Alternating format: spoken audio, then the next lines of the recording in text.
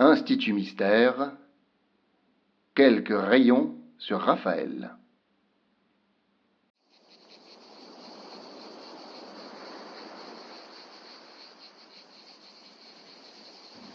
Mais si je vous le dis, bon sang, Paul conduit vraiment comme un âne. Il va finir par planter l'Alpine dans les virages et il est fort préférable que ça soit sans nous. Arrête de dire des bêtises, veux-tu? Paul n'a jamais eu le moindre accident. Comment voudrais-tu qu'il nous arrive souci avec lui? Personnellement, moi, ça m'est égal de la Seturboom. Je n'ai pas la prétention de pouvoir juger ses qualités de pilote. Tu me laisserais tirer une whiff? Oui, tiens. Je n'en ai pas non plus la prétention, figure-toi. Alors bon, qu'est-ce que tu causes alors? Je t'indique juste que si Paul venait à nous y conduire, je préfère ne pas m'y rendre. Tu n'avais qu'à rester à Paris dans ces cas-là. Je ne suis pas descendue à Fréjus pour rester enfermée. Paul a remporté le rallye de Sainte-Maxime cette année. Le savais-tu? Je m'en fiche, je ne veux pas le savoir. Oh tiens, regardez Francis et Bertrand dans l'Austin. Vous pensez qu'ils seront là ce soir? Aucune idée. De toute façon, ces deux garçons me laissent complètement indifférente.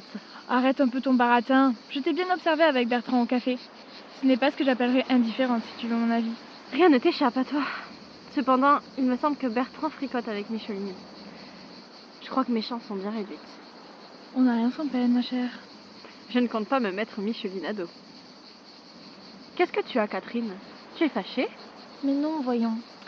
Je repense à Paul et à cette histoire avec Raphaël qui me met terriblement mal à l'aise. Oh, tu ne vas pas recommencer, veux-tu? C'est vrai que ça ne me rassure pas non plus. Oh, à croire que vous avez juré de me contrarier aujourd'hui. Vous parlez de la dernière fois au café? Oui, exactement. Je n'arrive pas à supporter ces menaces. C'est un vrai cinglé, ce type, non? Alors toi, de toute façon, quand c'est pas François, ce sont des cinglés. Oh, mais tu n'arrêtes pas de le défendre. C'est étonnant. Qu'as-tu? Mais c'est clair, tu ne vois pas? Elle en pince pour Paul et n'arrive pas à supporter qu'il puisse s'intéresser à une fille comme Raphaël. Oh, mais qu'est-ce que j'aime entendre vos bêtises, les filles. Tu peux toujours essayer de nier. Je t'écoute. Mon opinion est forgée depuis longtemps. Mais non, voyons, c'est simplement. J'aimerais profiter des vacances et me rendre à cette fête. Voilà tout.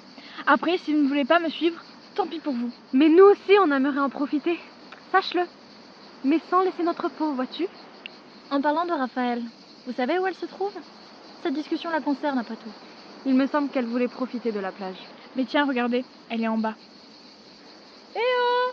Raphaël! Raphaël! Tiens, c'est étrange tout de même. Elle devrait nous entendre d'ici. Elle fait la capricieuse, voilà tout. Ce n'est vraiment pas son genre. Je n'apprécie guère tes petites remarques. Non mais c'est vrai quoi. Depuis qu'un type avec une bagnole s'intéresse à elle, madame se la joue marquise. Au lieu de dire des saletés, resserre-moi un verre de blanc, je te prie. Et encore, si elle se contentait de lui, je ne dirais rien. Mais mamselle se la joue racoleuse. Tais-toi, veux-tu? C'est mon verre que tu vas finir par racoler à la fin. Cessez donc de vous chamailler. N'empêche que de s'endormir sous ce soleil de plomb. Oh, ce n'est pas une bonne idée du tout. Oh, mais si tu t'inquiètes autant, va réveiller ton ami.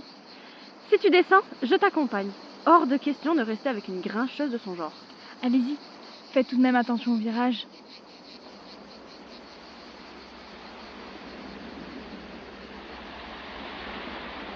Raphaël! Veux-tu arrêter de faire la morte? Raphaël!